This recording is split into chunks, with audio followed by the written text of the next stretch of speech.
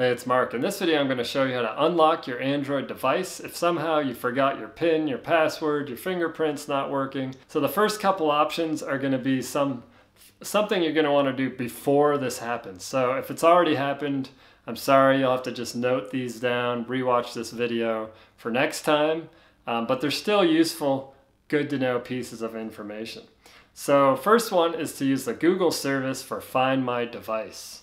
To do this, you go into your settings on your phone, click on your settings, then you're going to go down to where it says Google on there, and then there's an option that says Find My Device. So just make sure that this is toggled on. On mine, you can see that it's toggled on, which means I can go to Find My Device from a browser, from a computer, another mobile phone, etc., and I can find my device there. So now I'm going to show you what that looks like from a browser. So if you go onto a browser and you just search in Google Find My Device, like that.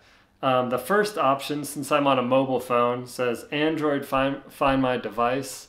That should come up on desktop too. You just click on that, and then now, since you've toggled it on the first one, you see your device listed right there. You can click on your device. It'll show you where you're at on the map, where your device is.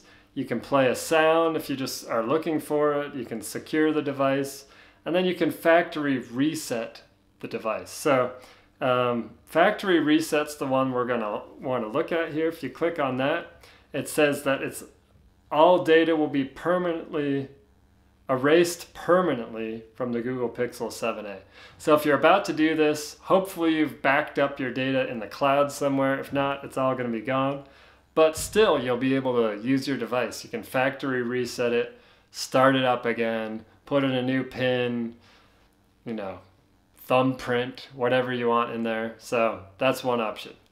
Next thing I'm going to show you here, which is really useful before this happened, which maybe for you isn't useful at all if it's already happened, but for next time, is to add your device as a trusted device on Google. So you go back into settings on here, and you're going to go to security and privacy right there. And if you scroll down a little bit, you'll see one that says more security and privacy at the bottom. So if the things they show you up top aren't enough, you want more, you can click on that. And then if you scroll down on here, it says extend unlock. It's called extend unlock. So I'll put in my PIN in there.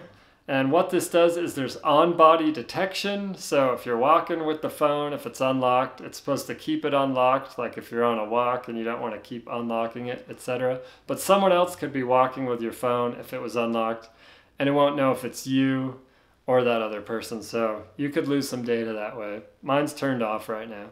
There's trusted places. This one I highly recommend. You can put your home as a trusted place as an example.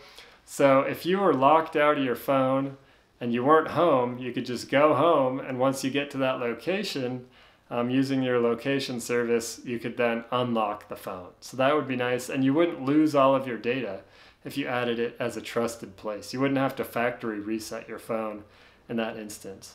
And then you could also add a trusted device. So in here, if you go into trusted device, if you had a Pixel watch, Samsung watch, Fitbit, etc., you could add that as a trusted device. So you could just put your phone next to the device, and then you could unlock it from there. So if you're not already locked out of your phone, these are great things to set up ahead of time. If you're already locked out, something to remember for the next time, because you're going to have to factory reset your device most likely, unless you're on a Samsung device, which I'll show you in just a minute. The next thing I'm going to show you is called Droid Kit. So the easiest way to do this is go to a desktop computer, type in Droid Kit, find the software, download it. You're going to have to pay for it. It's like $60 for your first 3 months. There's a cost after that. And then you're going to plug your phone in to the desktop computer or laptop, whatever. And then this will bypass your PINs, password, etc. It will reset your phone, so you're going to lose data if you haven't backed it up in the cloud.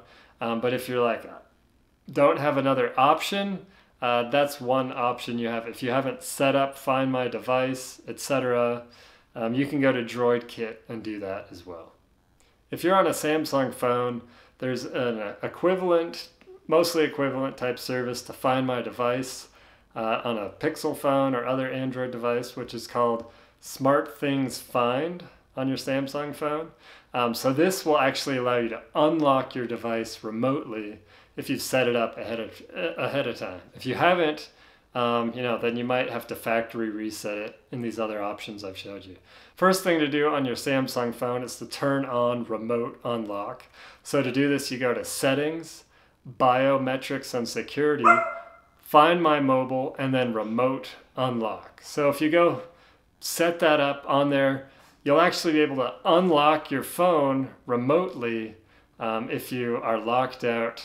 So you can go onto another device, go into Remote Unlock, and just press Unlock. So you won't have to actually factory reset your phone, which to me is a big plus of using a Samsung device. Even though I have a Pixel phone, I think that's pretty cool.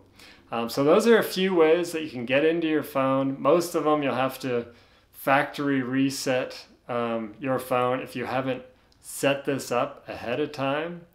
So if for the next phone you get, set it up ahead of time if you're already locked out, etc. If you're not locked out now, you're just curious, hey, what would happen if I forgot this?